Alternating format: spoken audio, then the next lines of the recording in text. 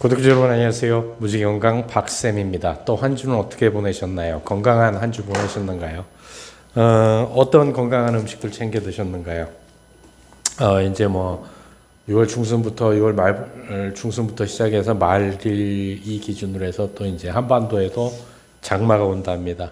장마가 오면 이제 아무래도 뭐 일본이나 이런 데는 지금 장마 태풍이 들어가서 조금 혼란한 상황이 벌어지기도 하는 것 같고, 우리나라 며칠 전에 뉴스를 보니까 가평에도 느닷없이 비가 많이 와서 좀 피해를 본 지역이 좀 있는 것 같더라고요.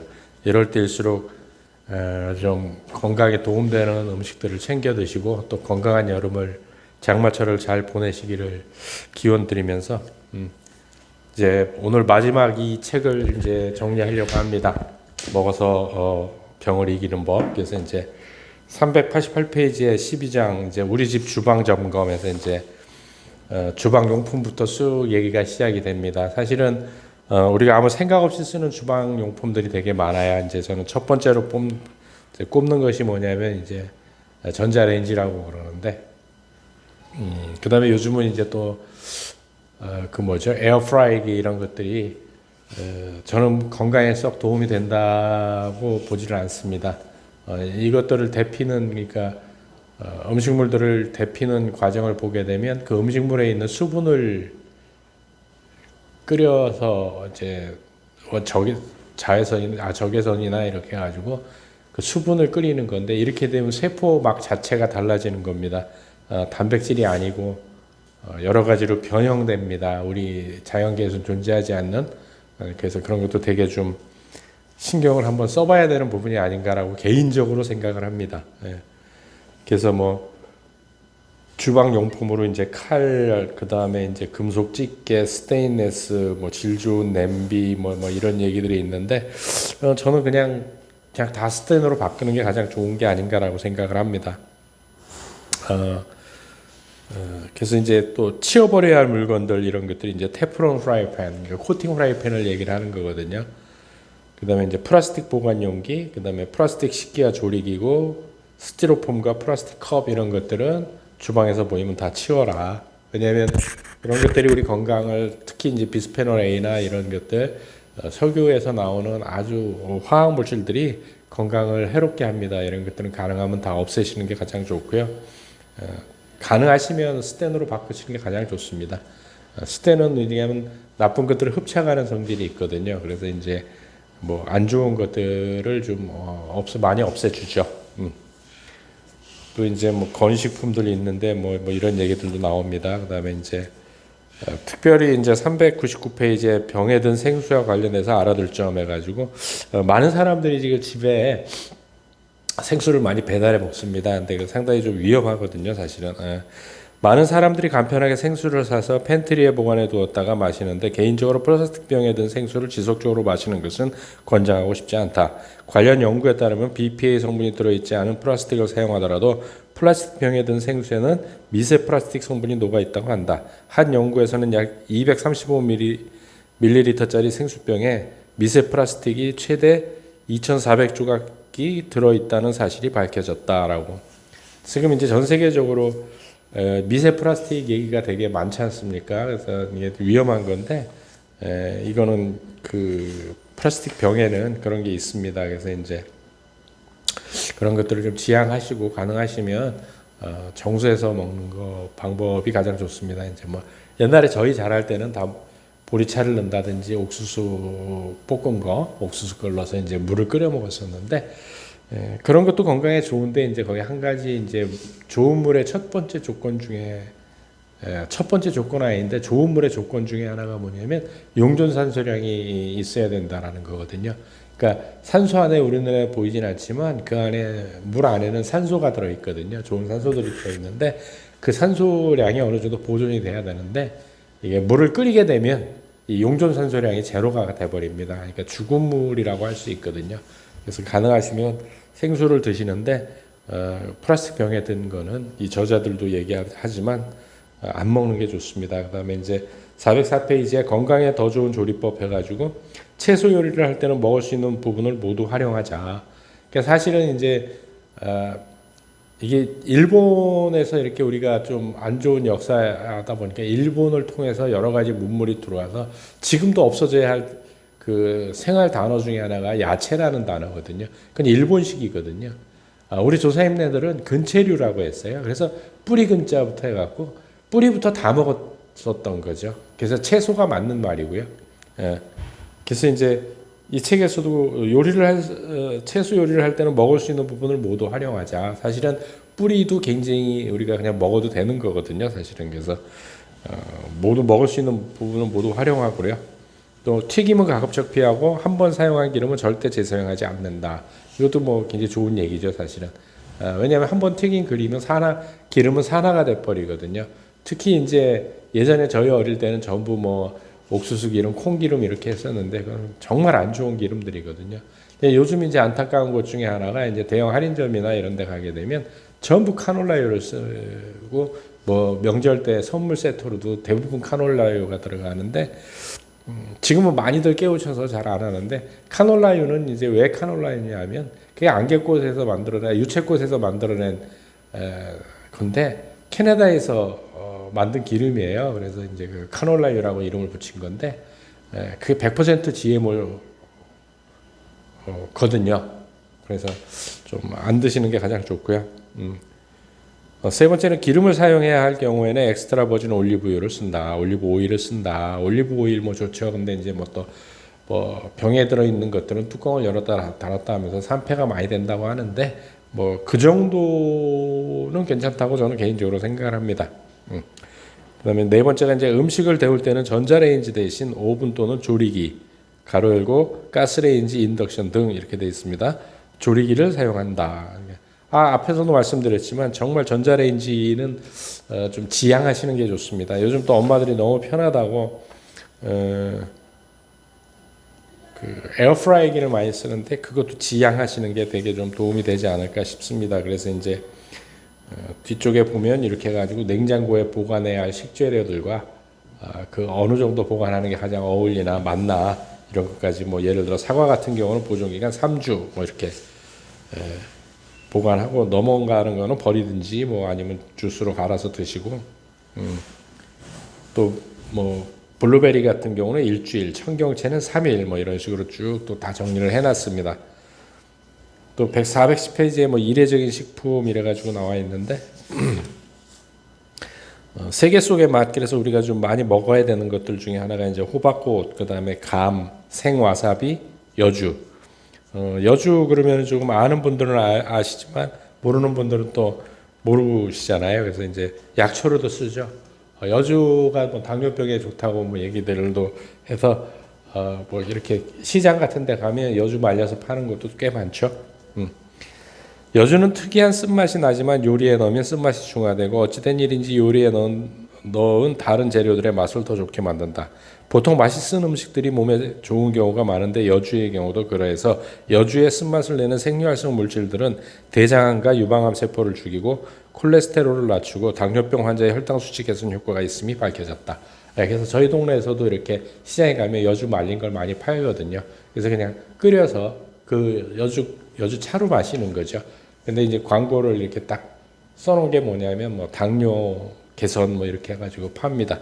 그럼 반찬에 넣어 먹어도 요리에 넣어 먹어도 뭐 다른 요리들을 풍부하게 해준답니다. 맛을. 그다음에 청나래 고사리, 그다음에 송로버섯. 송로버섯은 사실 뭐 굉장히 비싼 건데 송로버섯에는 강렬한 향기가 나는데 이 냄새는 사람의 페로몬과 비슷한 천연 화학 성분에서 유래한다. 송로버섯에는 면역을 증강하고 신경 전달 물질의 역할도 하는 아난다미드라는 성분도 들어있다. 놀랍게도 아난다미드는 뇌에서 대마초의 자극으로 희열감을 느끼는 곳과 똑같은 부위를 활성화한다. 또 송로버섯에는 DNA를 보호하고 근육의 기능과 에너지 대사 개선하는 생리활성 물질도 들어있다.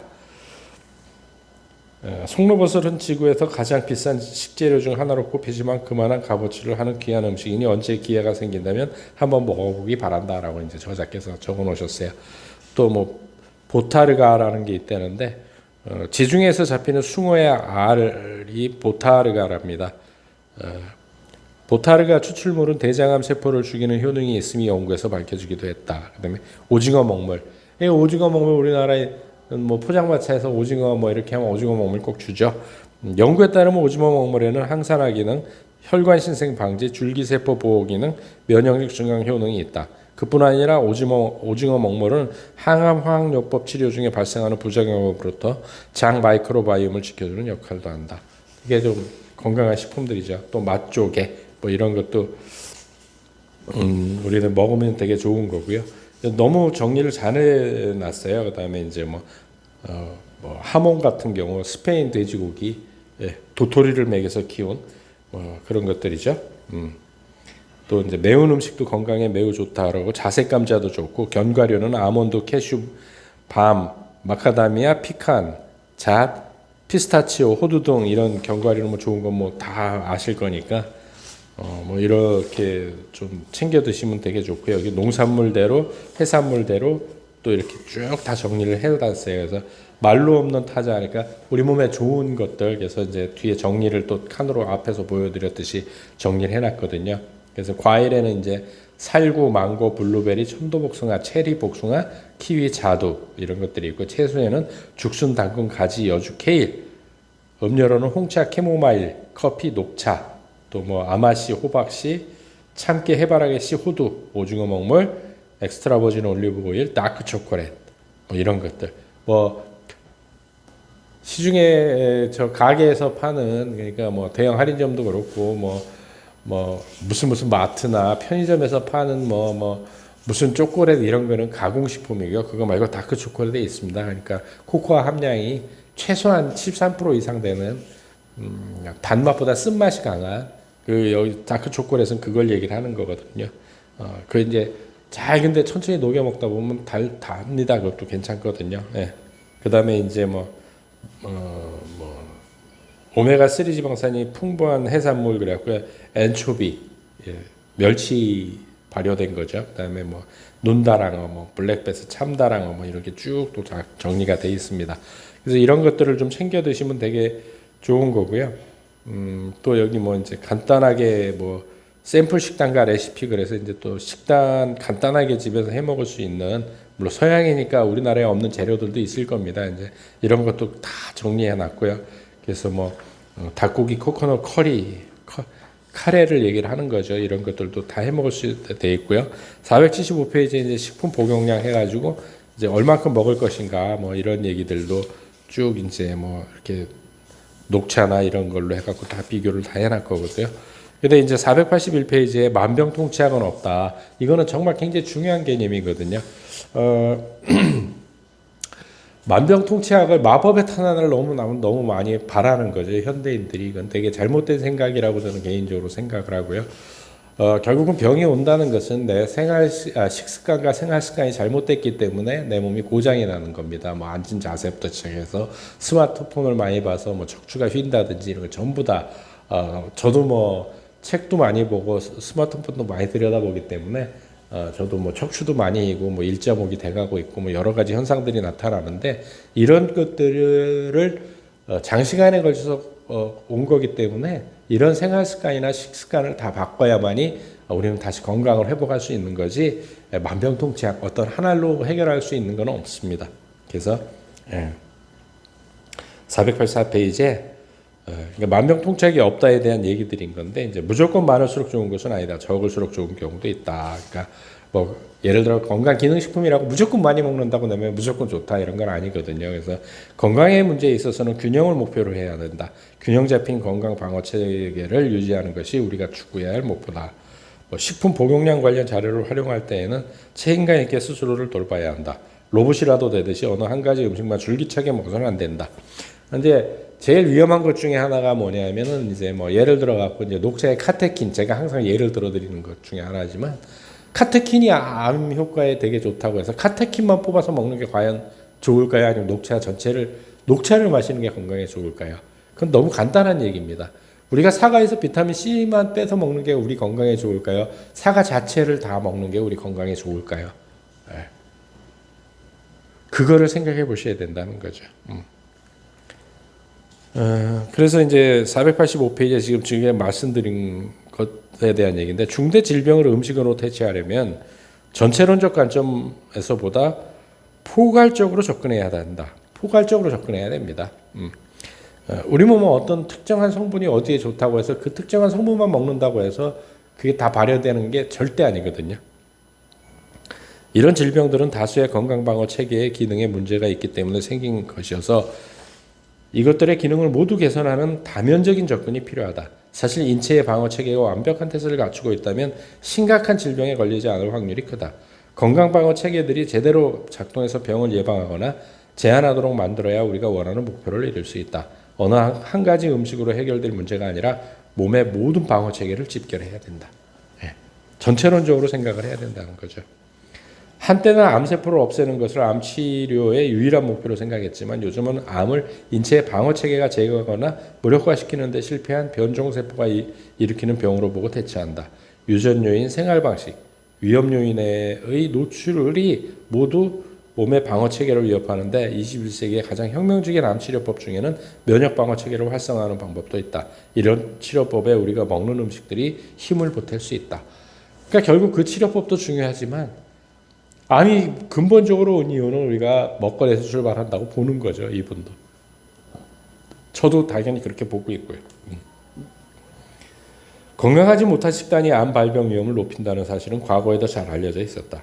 예전에는 식품에 들어있는 발암 성분을 가려내고 그런 식품을 피하는 것에 초점이 맞춰졌다.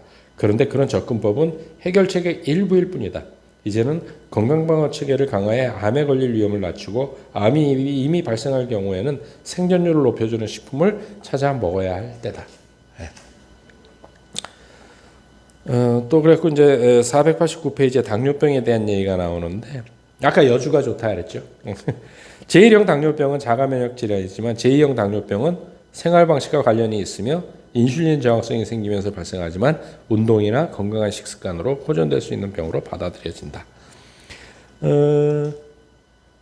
당뇨는 사실 이제 풍요의 병이라고 하거든요. 너무 잘 먹어서 생기는 질병이기 때문에 그런 것들을 좀 생각을 하셔야 되고요. 492페이지에 자가면역 질환 얘기가 나옵니다. 자가면역 질환은 몸의 면역 체계가 자기 세포를 공격하는 병이다. 자가면역 질환의 범주에 드는 질병은 80가지 이상이다. 대표적으로 제1당뇨병, 전신 홍반성 루푸스, 류마티스성 관절염, 다발성 경화증, 염증성 장질환이 있다. 염증성 장질환에는 크론병과 궤양성 대장염 이렇게 있고요. 면역 체계가 자기 자신을 공격하면 몸 전체적으로 심각한 만성염증이 발생한다. 근데 이제 이것도 그냥 이해하기 쉽게 이렇게 표현을 해놓은 거지 사실은 정확하게 왜 내 면역 세포가 내 세포를 공격할까요? 헷가닥해서요? 그렇지 않다라는 거죠. 거기도 이제 여러 가지 이제 있는데 나중에 한번 제가 자가면역 질환에 대해서 한번 풀어드리겠습니다. 또 이제 494페이지에 노인성 질환에 대한 얘기가 나오는데 알츠하이머병과 파킨슨병 같은 퇴행성 신경질환은 정상적인 뇌의 기능을 서서히 파괴한다. 지중해식 식단과 DASH라고 하는데 DASH 식단을 결합한 마인드 식단과 캐나다 뇌건강식품 지침 같은 일부 식이요법은 정상적인 정신기능을 유지하고 퇴행성 신경질환의 진행을 늦추는 효과가 있다. 이건 저기 한데 우리나라에서는 사실은 식이섬유 많이 드시고요. 그렇게 하면 많은 도움이 됩니다. 그래서 이제 끝으로 덧붙이는 말 해갖고 496페이지에 나오는데 오늘날 세계 대다수 국가의 보건의료 제도는 국민들의 건강을 지키는 임무를 제대로 이행하지 못하고 있다. 보건의료 체계의 구성원인 의사, 병원, 건강보험 가입자들 모두가 건강방어 능력을 키우는 건강관리가 아니라 질병관리에만 관심을 둔다. 내가 보기에 현대의료는 인간이 만든 기술 그리고 부작용에 따르는 수단으로 병을 근절하는 데에만 급급한 체계가 되어버린 것 같아. 물론 수술이 여전히 많은 사람들의 생명을 살리고 있지만 환자가 입을 피해를 생각해서 병을 없애겠다고 반사적으로 약을 처방하는 식의 대응은 사회를 더 건강하게 만들 기회를 제한한다. 그렇게 하다 보면 보건의료 체계가 사람들이 건강과 활력을 유지할 수 있게 돕고 보호하기보다는 병을 치료하는 데 그치게 된다. 병의 치료 비용은 천문학적 수준을 넘어 한계에 이른 상황이다. 예를 들어 백혈병의 가장 중요한 치료제 중 하나인 어떤 약은 1회 투약 분량의 가격이 47만 5천 달러다. 현대의학을 뒤바꿔 놓을 정도로 놀라운 중대한 발견들이 나오고 있지만 설사 암 환자를 완쾌시킬 방법이 발견되더라도 비용이 엄청나기 때문에 대부분의 사람들은 그런 치료를 전혀 받을 수가 없다. 이런 불평등이 의학 연구의 실질적인 진보를 가로막고 있다. 499페이지에 나는 환자들 수천 명을 진료한 의사이자 의학의 선도에서 활동해온 과학자로서 병을 이기는 가장 강력한 방법은 애초에 병에 걸리지 않도록 예방하는 것이라는 결론을 내리게 됐다. 그러려면 건강과 병의 예방에 목표를 둔 과학 연구가 더 많이 나오고 그에 맞는 공중보건 체계가 마련되어야 한다. 그리고 그 과정에서 운전대를 원래의 주인에게 돌려줘야만 마땅하다. 즉 사람들 각자의 손에 맡겨서 스스로 건강을 지키기 위해 행동에 나서게 해야 한다라고 얘기를 합니다. 그래서 이제 501페이지에 보게 되면 식품 복용량 영향을 받는 질병에 관한 차트에서 식품은 이제 하루에 한두 개 뭐 이렇게 하고 쭉 그럼 질병 어디에 좋냐 그러면 방광암이나 대장암에 좋다 이렇게 하고 쫙 정리해 놓은 게 뒤에 또 있습니다. 어떠신가요? 우리가 병에 안 걸릴 수는 없습니다. 살아가다 보면 병에 안 걸리지만 그 확률을 낮출 수 있다는 거죠. 뭐로요? 올바른 식생활. 꼭 먹는 것뿐이 아니더라도 아까 주방의 도구들이나 또 이런 것들 전부 다 해서 우리 건강을 유지하고 병에 걸려서 차후에 치료하는 것이 아니라 병에 걸리기 전에 미리 예방할 수 있는 것. 그것은 우리가 올바른 선택을 하는 먹거리에 있다라고 강조를 드리고 싶습니다. 수고하셨습니다. 다음 주에 또 뵙도록 하겠습니다.